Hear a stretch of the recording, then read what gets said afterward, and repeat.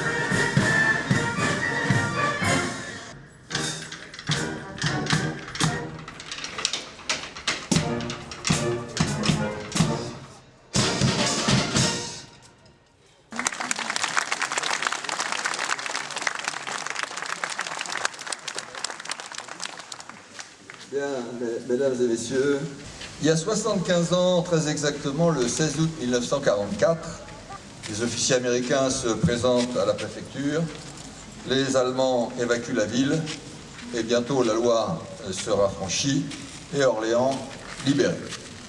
L'appui des États-Unis à l'Europe par la voie du plan Marshall, ainsi que la forte présence de l'armée américaine sur le territoire orléanais de 1950 à 1967, nous aideront à surmonter les grandes difficultés économiques de l'après-guerre. Gardons la mémoire de ce soutien et nous savons la reconnaissance, l'hommage que nous devons aux soldats américains et du monde entier qui sont venus sur notre sol défendre notre liberté, la liberté.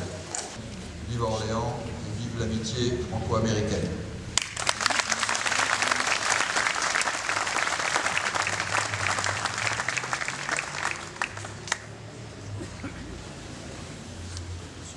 Départemental, monsieur le maire adjoint, mesdames, messieurs les élus, monsieur le colonel, délégué militaire départemental, mesdames, messieurs, nous voici réunis pour commémorer le 75e anniversaire de la libération d'Orléans. Son histoire en fait un symbole de la restauration de la souveraineté et de la dignité nationale, avant même les combats de la libération de Paris. Aujourd'hui, en présence en principe des représentants des États-Unis d'Amérique, voilà, qui viennent d'arriver.